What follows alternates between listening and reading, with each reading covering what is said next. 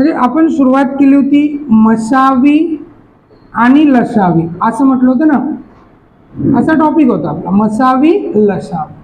मग मसावीला आपण त्याचा फुलफॉर्म काय पाहिला, महत्तम सामायिक विभाजक. लसावीचा लघुत्तम सामायिक विभाज्य असं म्हटलं होतं. ठीक आहे.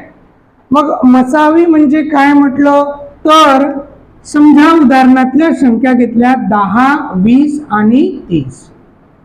मसावी म्हणजे अशी मोठ्यात मोठी संख्या की ज्या संख्येनं उदाहरणातील सर्व संख्यांना निशेष भाग जातो तिला काय म्हटलं, मसावी.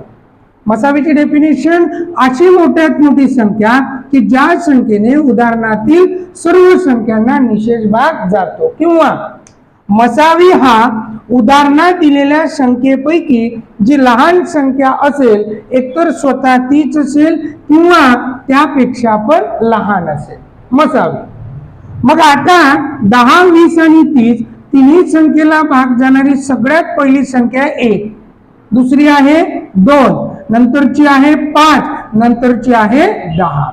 ह्या भाग जाणाऱ्या वेगवेगळ्या संख्या आहेत. मग आपण मसावी कोणाला म्हणू तर या भाग जाणाऱ्या संख्यांमधून अशी मोठ्यात मोठी संख्या की ज्या संख्येनं उदाहरणातील सर्व संख्येला निशेष भाग जातो तिला आपण काय म्हणतो, मसावी.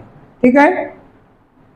त्यानंतर लसावी म्हणजे अशी लहानात लहान संख्या, अशी लहानात लहान संख्या की जिला उदाहरणातील सर्व संख्यांनी निशेष भाग जातो.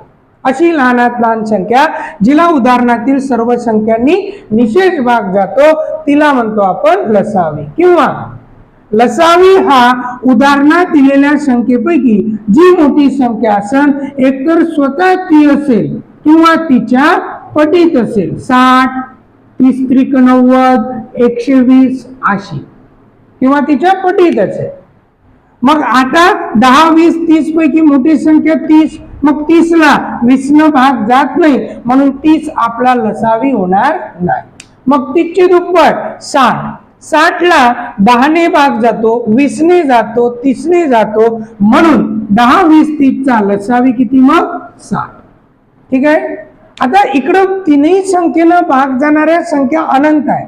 त्या जसं 120 आहे, 60 ची दुप्पट 120, 120 ला सुद्धा 10, 20, 30 ने भाग जातो. 180 तिला सुद्धा भाग जातो. 6 चूक 24, 240, 6 पंच 30, 300 अशा n नंबर ऑफ अनंत संख्या. या अनंत संख्यांमधून अशी लहानात लहान संख्या जिला उदाहरणातील सर्व संख्यांनी निशेष भाग जातो तिलाच आपण काय म्हणतो, लसावी. ठीक आहे. म्हणजे मसावी लसावी आपण काय तर ते अभ्यासूया. ठीक आहे. नक्की चालेल.